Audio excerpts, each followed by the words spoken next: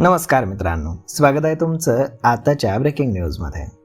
मित्रांनो, राज्यातील ज्येष्ठ नागरिकांना देशातील प्रमुख तीर्थक्षेत्रांचं दर्शन घेता यावं यासाठी महाराष्ट्र सरकारनं मुख्यमंत्री तीर्थदर्शन योजना अधिक सक्षम स्वरूपामध्ये राबवण्याचा आता निर्णय घेतला आहे. आर्थिक अडचणींमुळे तीर्थयात्रा करू न शकणाऱ्या नागरिकांसाठी ही योजना एक मोठा आधार ठरत असून नवीन बदलांमुळे अधिक पारदर्शक आणि सोयीस्कर व्यवस्था उपलब्ध करून देण्यात आली. ही योजना तत्कालीन मुख्यमंत्री एकनाथ शिंदे यांच्या नेतृत्वामध्ये सुरू करण्यात आली होती. या योजनेमध्ये देशातील 73 तसेच महाराष्ट्रातील 66 महत्त्वाच्या तीर्थक्षेत्रांचा समावेश करण्यात आला होता. या नवीन बदलांनुसार प्रवास, निवासी आणि भोजन यांसह सर्व खर्चासाठी प्रति व्यक्ती कमाल 30,000 रुपयांची मर्यादा निश्चित करण्यात आली होती. त्यामुळे गरीब आणि सर्वसामान्य कुटुंबातील ज्येष्ठ नागरिकांना आर्थिक भार न पडता तीर्थयात्रा करता येणार होती. या योजनेचा लाभ राज्यातील सर्व धर्मीय 60 वर्ष किंवा त्याहून अधिक वयाच्या ज्येष्ठ नागरिकांना मिळणार आहे. यासाठी अर्जदार हा महाराष्ट्राचा रहिवासी असणं बंधनकारक आहे.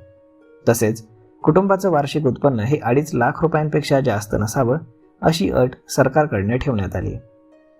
याशिवाय प्रवासासाठी अर्ज करताना सरकारी वैद्यकीय अधिकाऱ्याकडनं आरोग्य तपासणीचं प्रमाणपत्र देणं देखील आवश्यक आहे, ज्यामध्ये संबंधित व्यक्ती प्रवासासाठी सक्षम असल्याचं नमूद केलेलं असावं.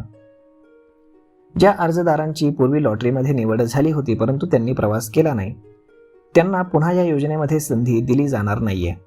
तसेच खोटी माहिती देणाऱ्या अर्जदाराला कायम स्वरूपासाठी अपात्र ठरवलं जाईल. शासनाला आवश्यक वाटल्यास पात्रता आणि अपात्रता निकषांमध्ये बदल करण्याचा अधिकार हा राखीव ठेवण्यात आलेला आहे.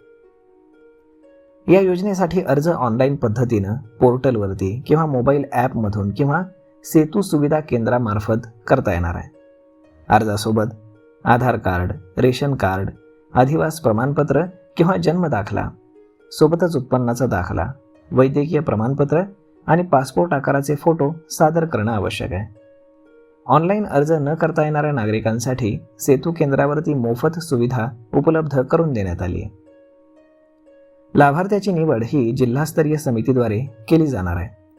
प्रत्येक जिल्ह्यासाठी लोकसंख्येनुसार कोटा निश्चित केला जाईल. अर्जांची संख्या अधिक असल्यास संगणकीकृत लॉटरी पद्धतीने निवड करण्यात येईल. तसेच प्रतीक्षा यादी देखील तयार केली जाणार आहे.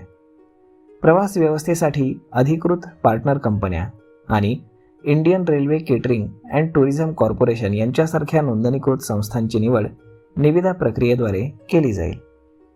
निवडलेल्या लाभार्थ्यांना प्रवासासाठी आवश्यक सुविधा शासनाकडून दिल्या जातील. मात्र प्रवाशांनी नियोजित प्रस्थानस्थळी स्वतःच्या खर्चानं पोहोचणं आवश्यक आहे. प्रवासादरम्यान कुठलाही अतिरिक्त सुविधांचा खर्च संबंधित प्रवाशालाच करावा लागणार आहे. जर एखाद्या प्रवाशाला प्रवास अर्धवट सोडायचा असेल तर त्यासाठी शासनाकडून कुठलीही विशेष सुविधा दिली जाणार नाही. विशेष परिस्थितीमध्ये मार्गदर्शकाच्या परवानगीनं स्वखर्चानं तुम्हाला प्रवास सोडता येऊ शकतो. मित्रांनो, अशा पद्धतीनं जर तुमचं वय 60 वर्षापेक्षा अधिक असेल आणि जर तुमचं उत्पन्न हे 2.5 लाख रुपयांपेक्षा कमी असेल तर नक्कीच तुम्ही या सुविधेचा लाभ घेऊ शकाल. तर मग मित्रांनो, सरकारची ही स्कीम तुम्हाला कशी वाटली हे तुम्ही आम्हाला कमेंट करून नक्कीच सांगा. आणि जर आवडली असेल तर आपल्या जवळच्या मित्रमंडळींसोबत देखील हा व्हिडिओ तुम्ही शेअर करायला विसरू नका. धन्यवाद.